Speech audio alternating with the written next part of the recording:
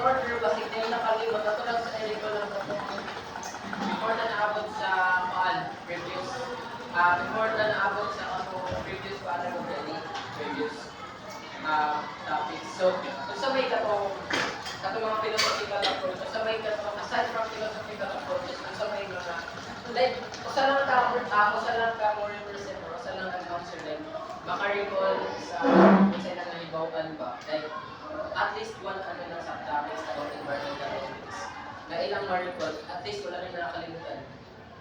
Since kung ano naman karon mag-3 weeks na din siya ma-report. So, kasi, kung nag-open sa panahon, nakalimutan na. So, kaya na lang, maghatagdalan ko ang philosophical approach and then ihatag ko kasi nag-aan ko ethical considerations sa mga philosophical approach. Napangkuhan ba? Okay, So, the first one is anthropocentrism. Then, ang ilang gitagaan of ethical consideration kay ang human. And then, next is ang biocentrism. Ang ilang gitagaan of ethical consideration kay ang living beings. And then, nasad ang ecocentrism. Ang ilang gitagaan of ethical considerations kay ang whole ecosystem. So, dapat yung mga other philosophical approaches.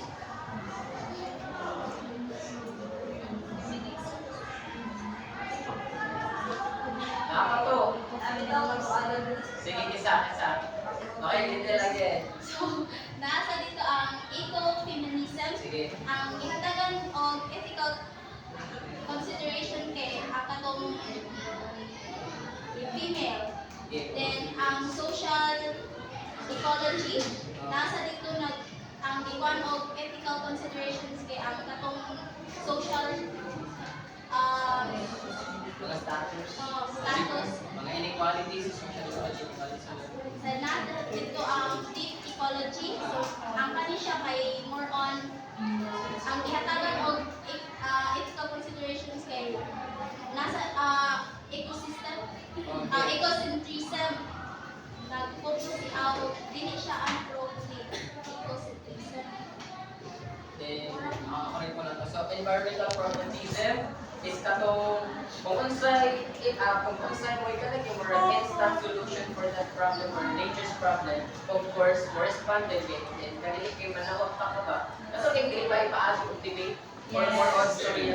But kung makita rin mo nga, pwede naman din siyang maayon, pwede naman matabaran yan tayo. Ano man mo itong environmental pragmatism, yung katong environmental aesthetic is katong pag-asa of ethical considerations about focusing or appreciating the beauty of nature. Pero sa further research kasi siya, di ba mo na ang environmental aesthetics is more on anthropocentrism. It is because it benefits the human. Because ang nag-take over mo na it is controlled by ang namo kay kanang environmental aesthetics is ang part na ang nature yung input siya is because due to human activity. So, kung human activity siya, of course, it is controlled by human. And if that approach is controlled by human, that's anthropocentrism. Pero ano mong approach, biocentrism? Not biocentrism, but ecocentrism. Since you are, nakabenefit na siya sa nature. Pero ayang control anthropocentrism. Ang nag-aapal lang kung anthropocentrism na ka, yung gina-una kung sa'yo ka-benefit sa mga tao, kung sa'yo ka-benefit sa human. Wala ka na naman kung sa'yo benefit sa environment. Now, let's proceed. Saan?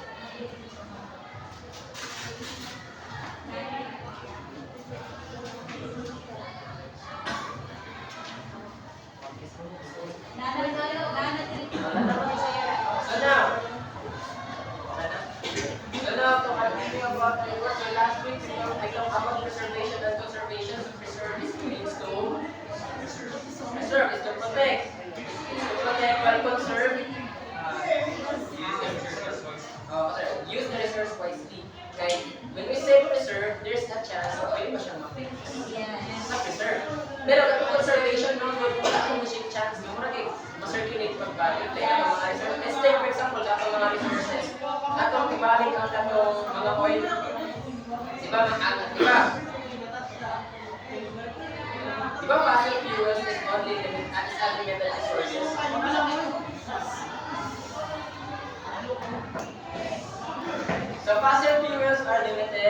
limited resources.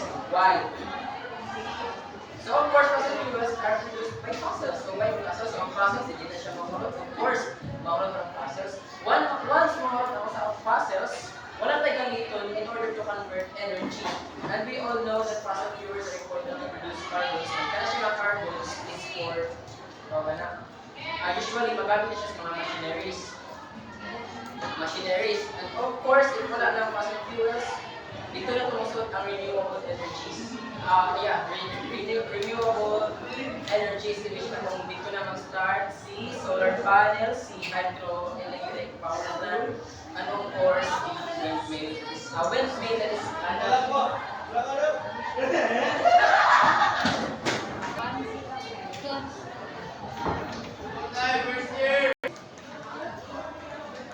So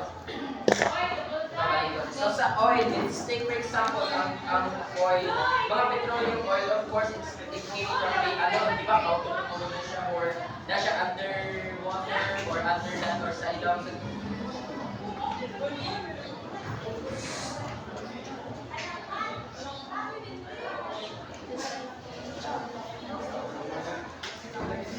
Of course, di ba ang mga oil, kailangan pa siya imina before na siya makuha, and that's unlimited resources. Once mahulog na siya, wala din gamitin for gases like so of course, let's take, balik ka sa oil, di ba ang oil, kailangan pa siya imina. And there's no such, wala man siya natural occurrence na mabalik ka niya oil or ma-recover ang sa oil. So of course, there's limited resources. Now, once mahulog, wala na tayo gamitin for transportation. And, conserve. Reserve is meaning example. Let's give an situation about sa preservation. Ang preservation is mahitabo. Like let's take for example sa Boracay. Di ba ang Boracay i-close siya for the meantime? It is because hugaw kay stadad. So ang ilang di mo ato is they preserve that. So lagi na kung aming pronounce di ba, i-preserve nila ang kanang resort in order na mura gani. Kanang ipalayo sa siya sa mga human activities ba? Kay once manggod ang usa ka resort or ang usa ka nature makontaminate sa mga human activities, of course, na-way possible or there's a bigger chance na maguba ko ng sa nature. Kay kalikon na gud nato sa kampuan nga if ever ibalik gud nato nga kapag ganing di ba ko na ito makontrol ang mga tao good? Di ba na ito makontrol ang mga tao, mga tourists, di ko na ito makontrol sa So, in order nga para mo ma-recover ang usa ka nature, sila sa gilayo sa human activities, mo itong gitawag ng preservation. Wala ito ang preservation. Ila ipa ang usa ka nature or ang usa ka environment, ila ipalayo sa human activities para hindi mas worse ang situation. Wala siya ang preservation. Now, let's continue sa report ni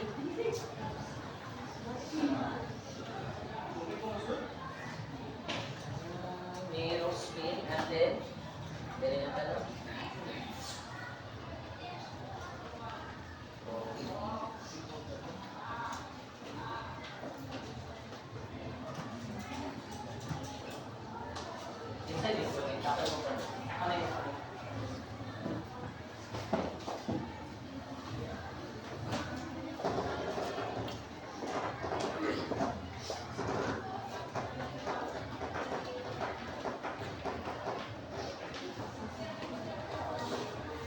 So, wala sa panifresh. So, nasabtan na ba ito ang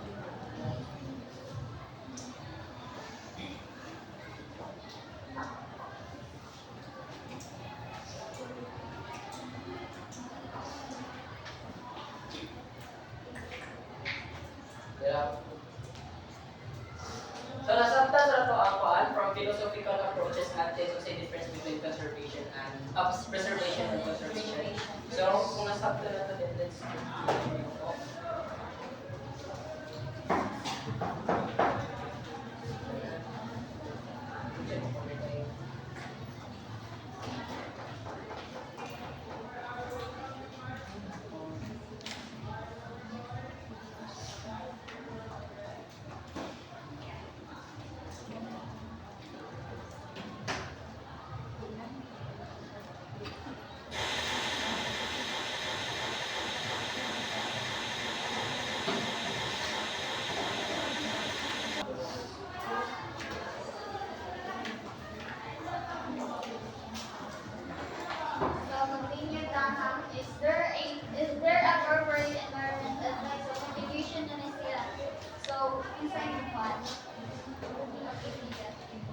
Global Reporting Initiative, GRI, founded in 1997. The GRI's mission is to create globally accepted guidelines for companies and eventually any organization to report on their economic, environmental, and social issues. So, kanan sa Global Reporting Initiative, of course, nagkuha nila sila ang kanang mission nga ang tanang mga companies is magkuhan nila sila kanang report o kanang unsa man diri kanang naka-epektuali sa economic, sa environmental and social impacts sa kanang ilahang kanang business ba sa kanang company so mga. Thank you, Tia. So kaya tayo ka po, no?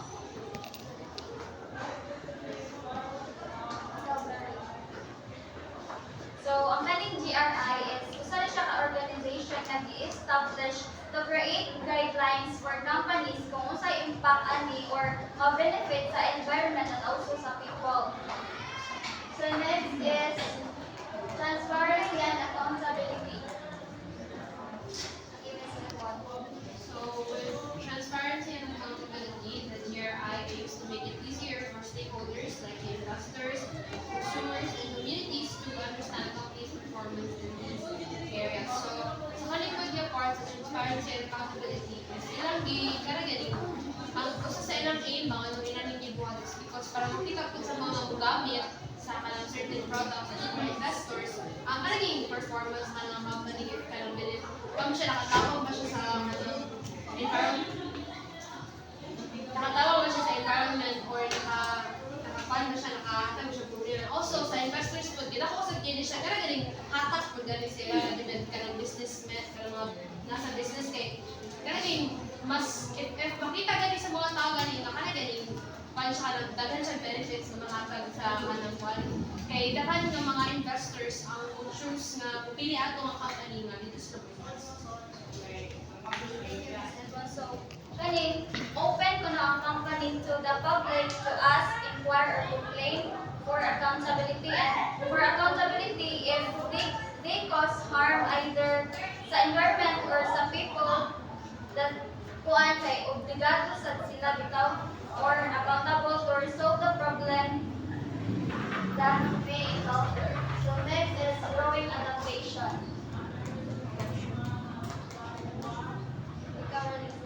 Adoption. Sorry.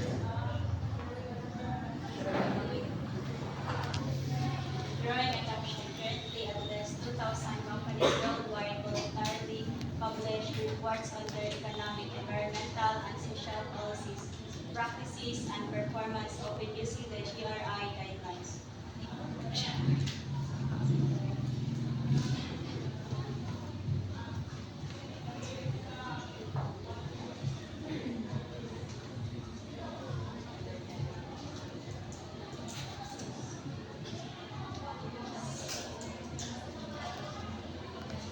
So, ano po ay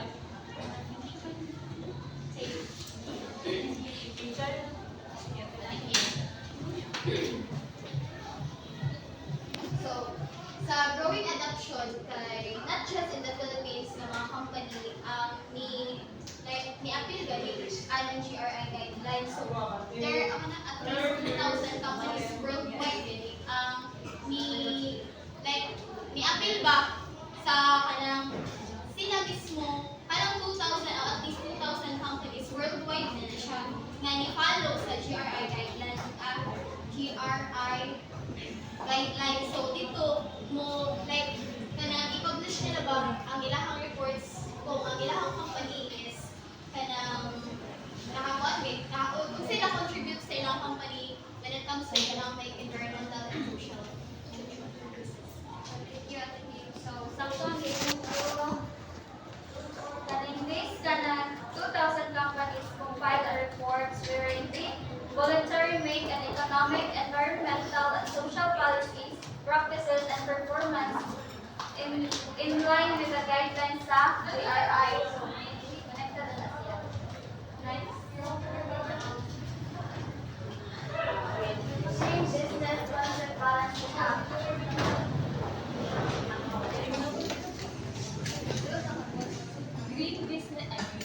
Green Business Concept Balancing Act argues that it's not sensible to protect the environment if it leads to economic ruin, nor is it acceptable existence of environmental health and natural resources. So from the word nga kanay gi-argue nila nga it's not sensible to protect the environment if it leads to economic ruin. So sa karon kung maghimo ta og kaning product dapat ay kanang connected bitaw ang natural resources bitaw nya legit time nga kanang ma-overuse bitaw ang natural resources nga maka-lead to environment ruin, which is for example papel. Ang papel gikan mga sa kahoy. And then napoy times nga kanang mag-demand ang daghang tao, ang daghan nga tao, tapos ang katong mag-product ato, production ato kay maglabi og kuha sa environmental resources which maka-lead siya og kanang scarcity sa kaning pagkuha og mga natural resources. So mas maayo jud nga i-balance ang pag-production o protect sa natural environment.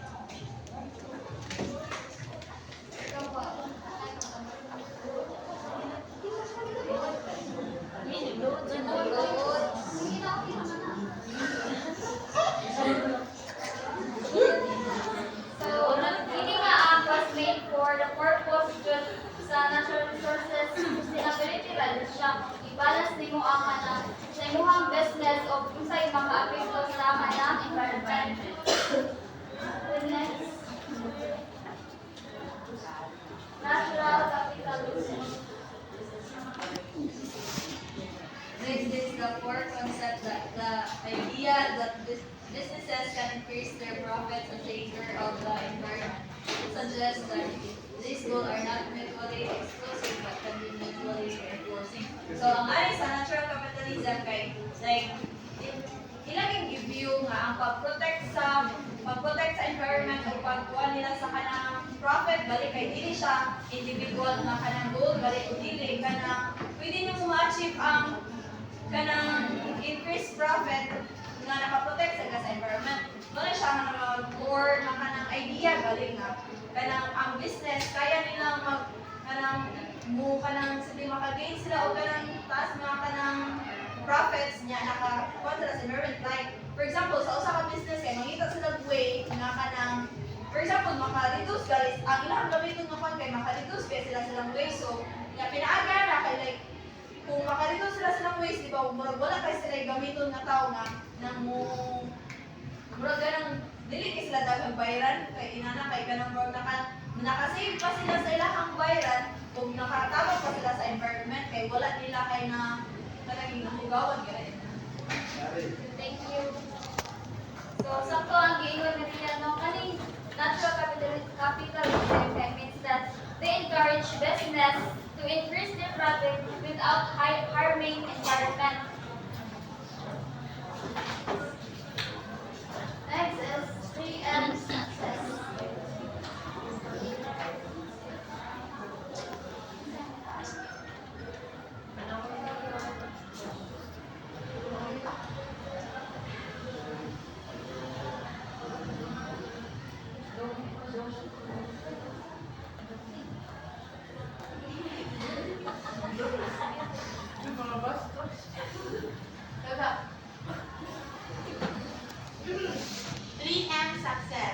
The 3M company is given as an example. They reportedly saved around $500 million over 20 years through their pollution prevention days and program. This shows that environmental responsibility can be financially beneficial. So, di ba, gisgutan mo ito kaning una na atong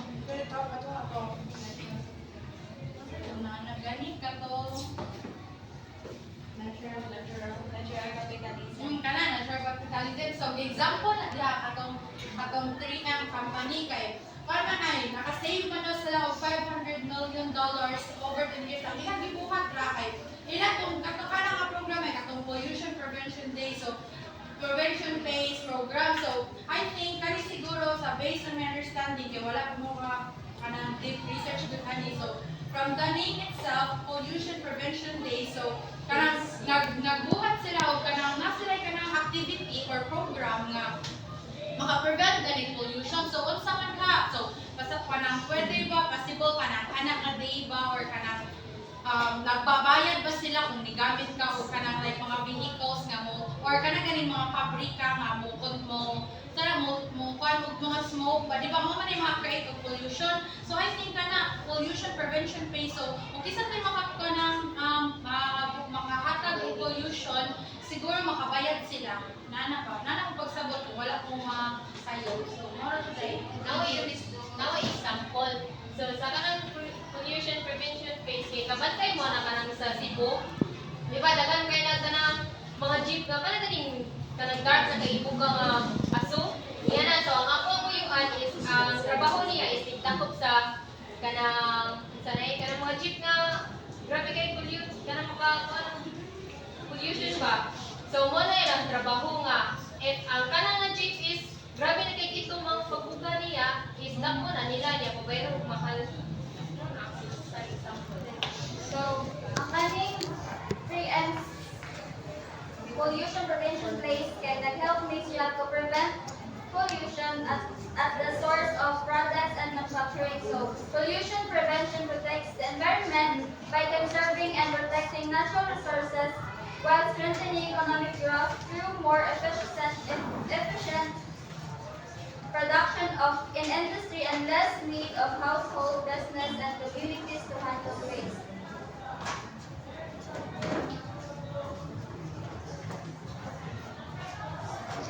Next is doing business methods, industrial ecology.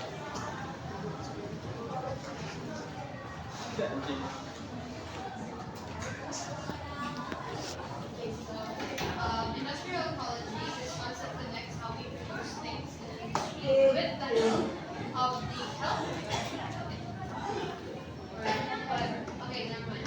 With the help of the environment, it encourages businesses to think about their processes in a way that mimics nature. So, ang suggest din sa industrial ecology, especially sa mga businessmen, no nga, kaya galing the way they produce their products, galing nga, in a way that mimics nature. So, yung pasabot na nila, like, when they produce products, di ba kalabanan ka ng gabi na ng mga appliances ba or any products, di ba?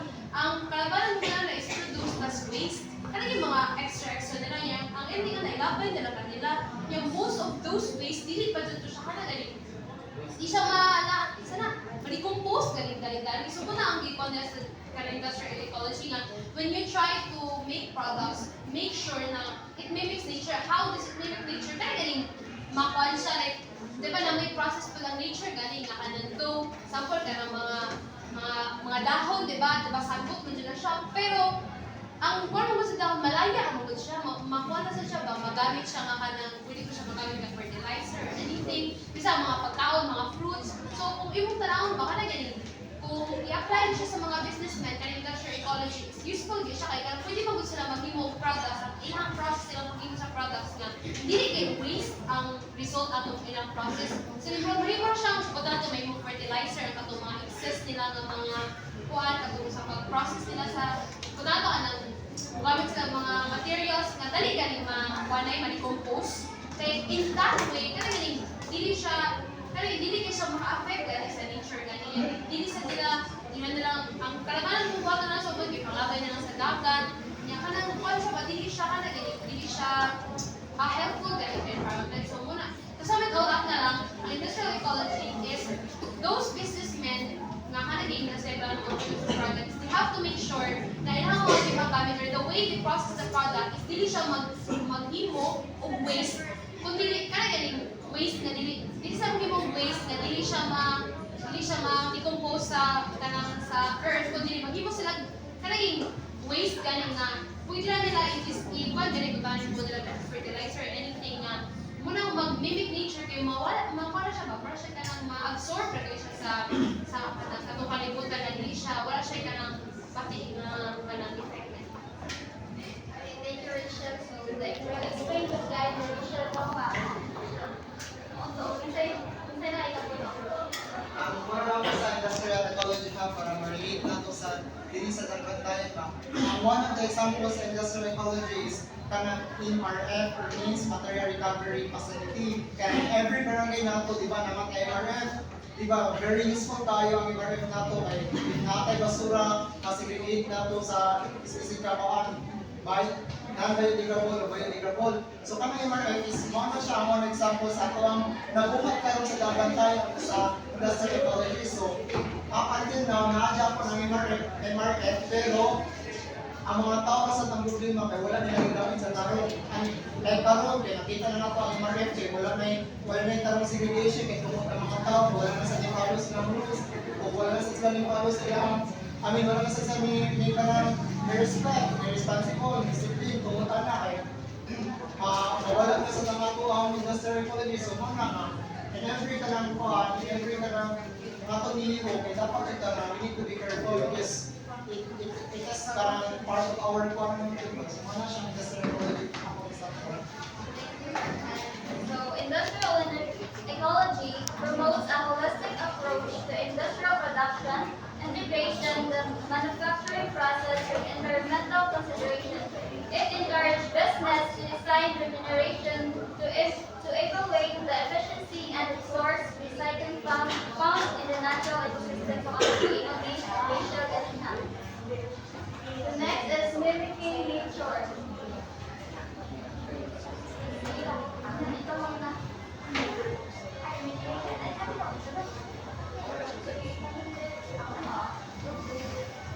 Mimicking nature in nature everything is recycled. There's no such things as waste. Materials are constantly reused.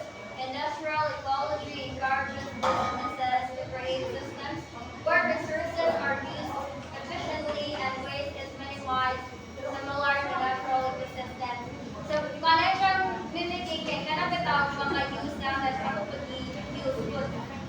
Everything is recycled. So, kanabitaw mga plastic bottles, di ba, na mo na, it's not just a waste, but pwede mo siguro na baka ito nga ang gamit kayo para mo magbalik yung balay, pwede ba? Or, nasa doon, kita ko pa ng mga kuhan ba, mga native ka, kanang nasa mga restaurant, kay ilang yung pagputaw sa mga kilid-kilid ba, kaya kanabitaw baka sana, makakandong attention na ito ba, kay kanang indot siya, kay basta more recycled kaya makana magluta is very creative. Kung sa pasagay, dapat siya matabang sa environment. Kaya syempre, wala man natin ka nang ipanglaban ng isagasa ang mga kanawal, mga basura. So mimicking nature, which is that mimicking is industrial is mag-base ra siya sa mimic. So ang sa kanang mimic kabantay mo sa kanang sa tinawag ilang may tono din nato nga murag naidagan nga post pa ba kanang like for example sa ato ang mga gamit nga sa patakan ng taglabay isang magamit pa ba niya murag ato lang yung pasangtan murag di na lang magnauna sa atong ecosystem nga makadaot din siya kabantay mo nga nang gibuhat ang reuse kanang murag ipalahi-lahi dahan ang mga kwan kay murag ang purpose ana is to murag kay ang kanang magamit di ba ang sa recyclable is magamit pa which is kanang magamit pa is murag gilikan na lang kita sa kadaot sa para sa pang ecosystem murag ato lang giprotektahan nana. Ako I want to add na lang for example. Sa Paris, certain company magig sa US is they made a toothbrush na made siya of bamboo. Where ang tumay ka ng toothbrush, dili sa katong katong tumay ka mismo is na siya sibling. Na siya sibling sa tooth ka. When it case ko, ginawa siya ilabay, dili na ka siya kadang to the waste ng siya. Naging mga tabag yan siya sa environment. Which niya nasod resources are used efficiently and waste is minimized.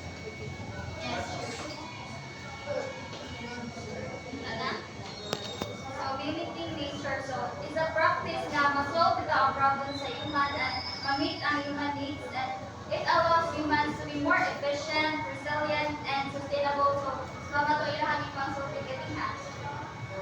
Next is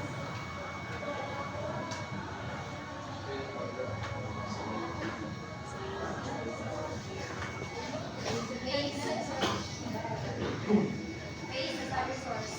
Ang key idea is that pollutant is a resource, not waste. This means that we consider waste to actually be a valuable resource if we find the right way to use it. Mag-recycle. Yes, di ba? Recycle.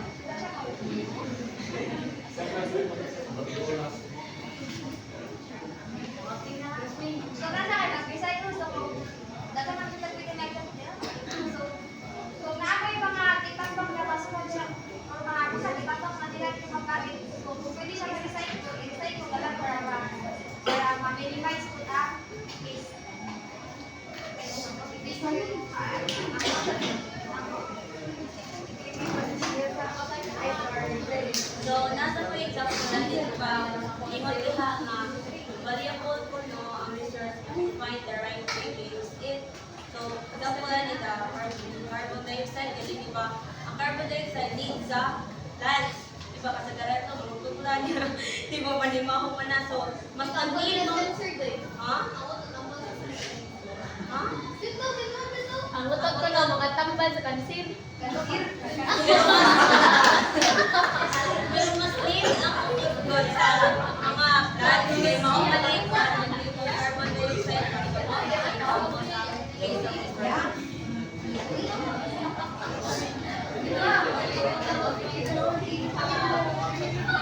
So, for example, ang waste as resource by Marshall, turning trash into treasure, bitaw kay.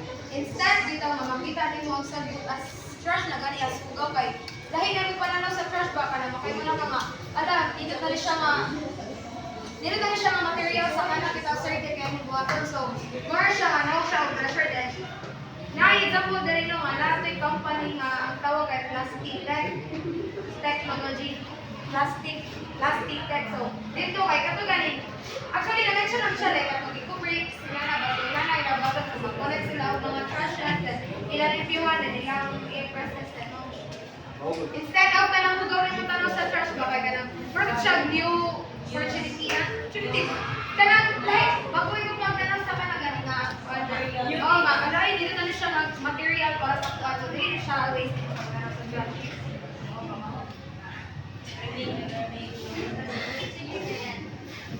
Okay.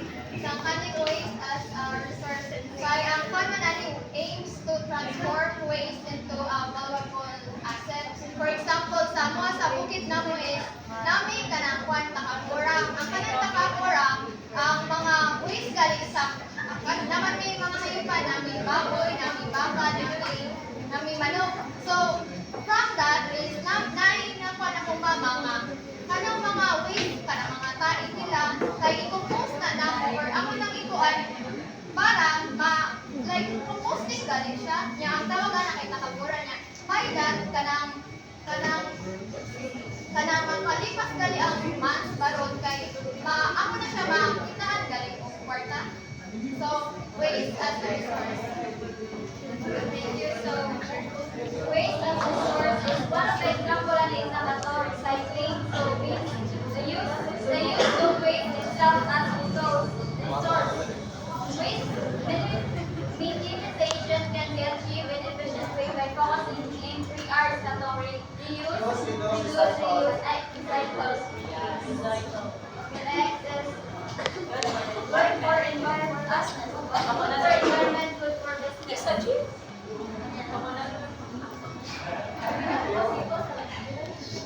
So, good for the environment, good for business. The slide also asserts that good environmental practices are good economics.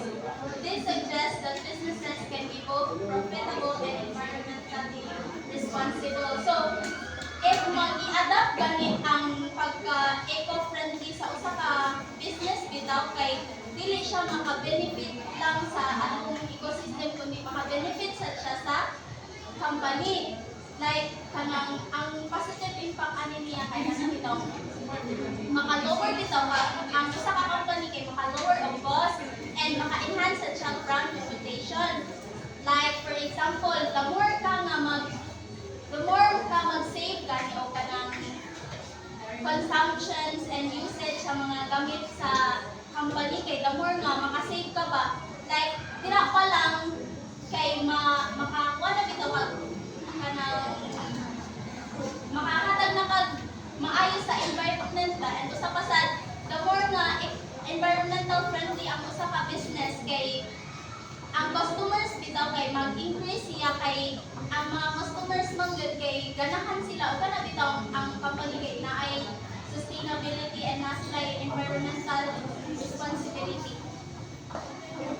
So, good for environment, good for business. Example ani is ang company bitaw nag-produce or namaligya o kanang mga solar panels kanang gani nga business is good for environment sad kay pinaagi sa ilang business kita nakakonserta of energy through the solar panel.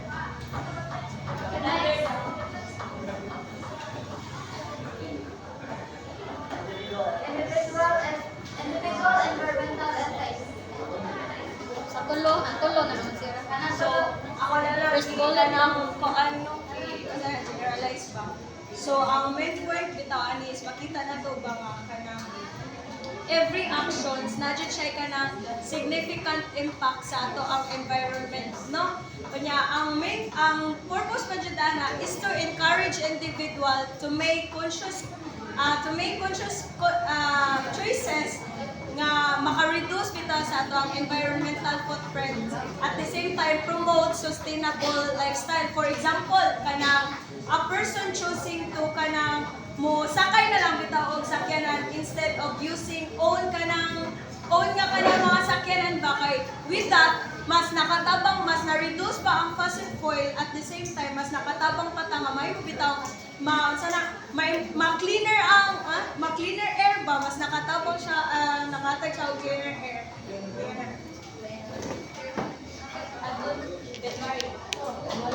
Sige, Example.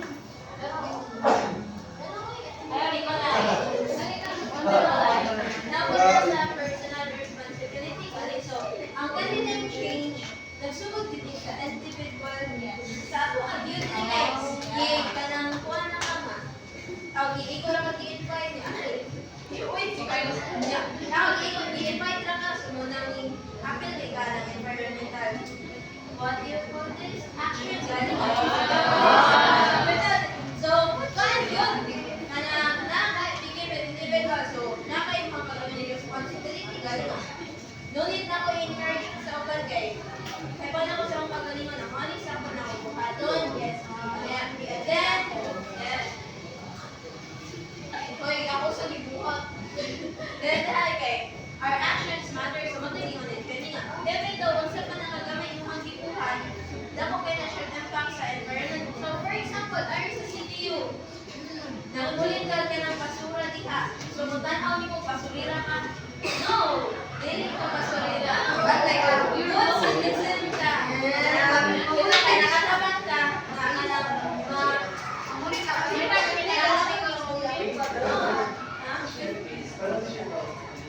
waste manager ka po.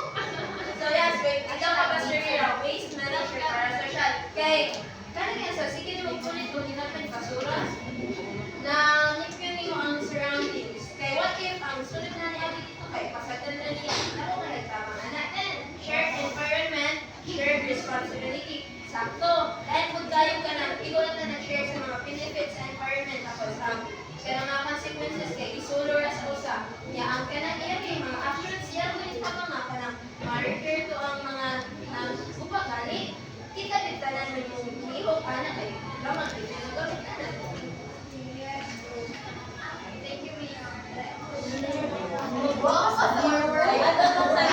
Ada na sa naman dili sad siya mahimuno usa ra ka buok pagilog. So dapat ra sad kay kada kita ba kana mag-join together. Kay magkuan dapat kita magtinabangay gani as an individuals so that nga ma-fix to mga problema o para maka-protect sa ating environment. Kay batay kayo usa ra magligog niya masolve ka ato ang problema, di ba dili? So dapat magtinabangay ra jud para maka-awas sa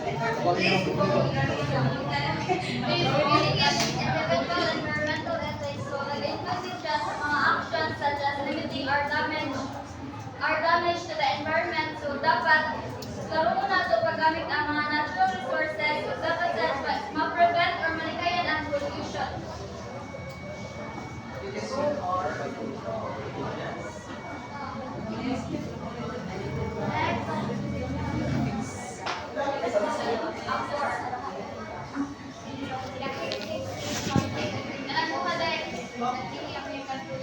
Environmental problems are the lifestyle challenge. However, many people who love the environment are unwilling to believe that necessary changes in their own lives to achieve it. So, as example, ani katugan sa Manila Bay, diba? Katong under ni President Duterte. Diba nakita mo kinatulong ang Manila Bay is kanang sabayanan siya basura sa mga tao nga napuyo dito sa una. Ang mga tao dito, ganahan og clean environment, ganahan og clean gani ilahang social dito, pero kamarad sila. So through technology, mas napadali ko og limpyo, mas nakuha gid ang basura sa Manila Bay ato ba nga karon nakita nato nga nindot na gyud siya kay through technology nga gigamit ni President Roa dili magud siya makaya kung sa hands tao to tao lang feedback so gigamitan niya og technology. For example, ang panahon ni kay kanang sa CTO, di ba? Na kanang nakaputang siya sa many people who want a clean environment are unwilling to make research in their own lives. For example, sa CTO, di ba makaingon ta, ang CTO is malimpyo siya during sa kanang i-prepare mo sa clearance. Sa pa?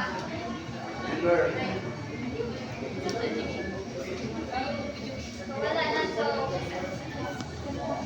Kung kailangan to, kausapan dapat personally kita dapat usman na mga kuangkan o balingon. That's what we call responsible. Next, basahan ang salan.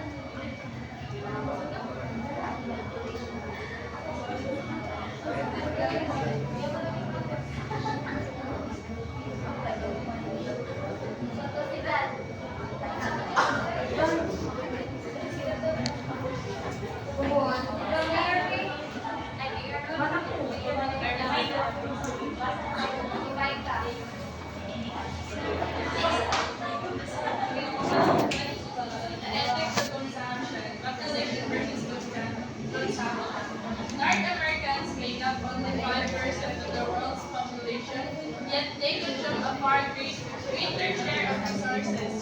Okay, examples: oil. North Americans use 1/4 of the world's oil. Water as cars. They use more water as own more cars than people in other regions. Food waste. They waste more food than many people in the Sub-Saharan Africa contribute to them. So diri siya gikuan ang population versus consumption. So sa North Americans kanang sa world sa tipo of the whole world good nakakonsume sila 5% ng population. So kung taas sila population, so taas sila consumption. So para na kayo dira nga ilaw food waste kay kanang daghan ng mga population. So daghan sa sila magamit na kuan.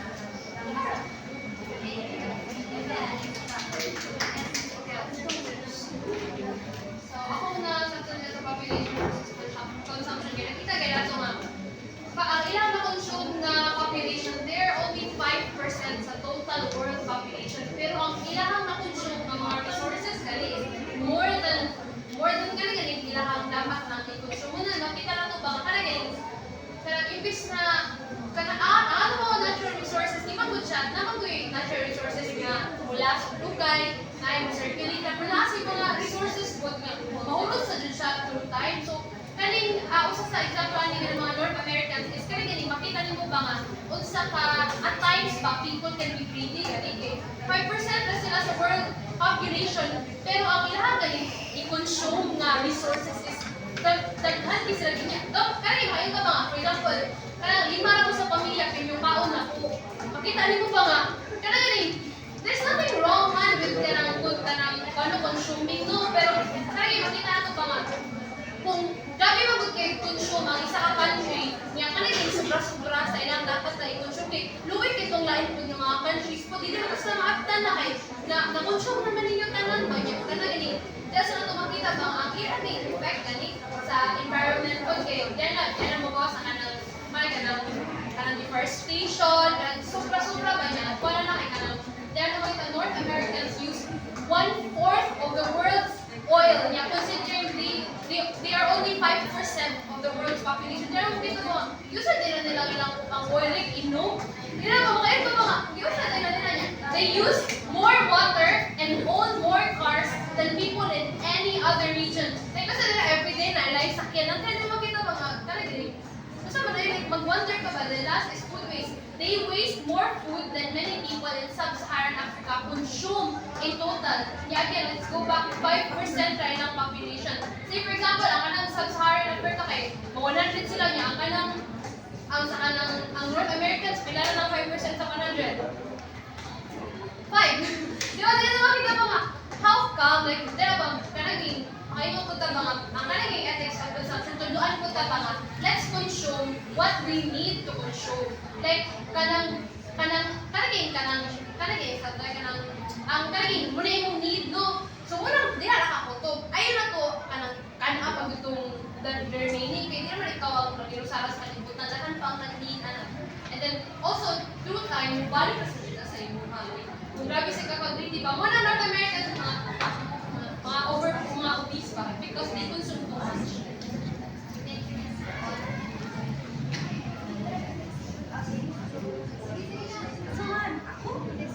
Danang example na kanagani. Diba, daghan ng population, yung panalitan, daghan na kami ng cars, mga kanang vehicles ba. So, diba, mas mubo mga tong kanang pollution. Yan mo na yung makakuha sa tuwang health food. So, dapat, dili sa effects of consumption, kabalot lang mo analyze ba, kung sa isakto na ito na buhaton food. Kaya asa tao, dapat responsible ta, kung unsay ka na makaka-kuhan ka na sa ako ang kaugalingon ko. Kung sa example na ikapantay mo daghan na ka-iron, wala na ka-iron magtangaw. Ako magsakay ng isang tuon lang isa lang guys. Ina lang guys, isang tuon lang kayo ilan, sakay na guys sila, which is kanang maputugay silang mga okay, mas makakapunsyong guys sila kaysa sa Example ko naman na kaya ka lang, like, kanang uban nga na yung tagan pagkaon ba, tapos ilara ka rin sayang-sayangan, dapat mo kami ipang hatag sa kanang mga wala-wala.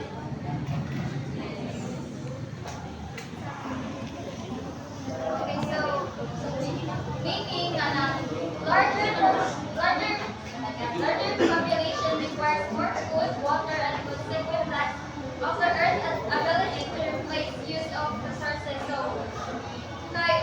overpopulation man yun, ang isang country for sure would overconsumption. So,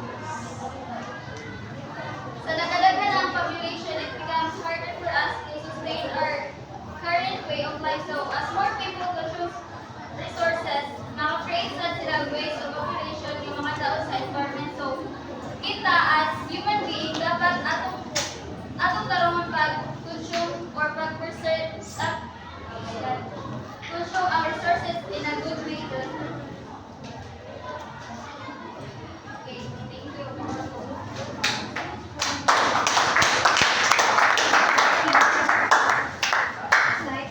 End of the game. Before, kumanda naman mata sa naman na siguro 40 over 54 slides, and then, I think baka, yeah, so tomorrow, awa ba tayo, yes, tomorrow, no? Since wala naman tayo oras, we can, and,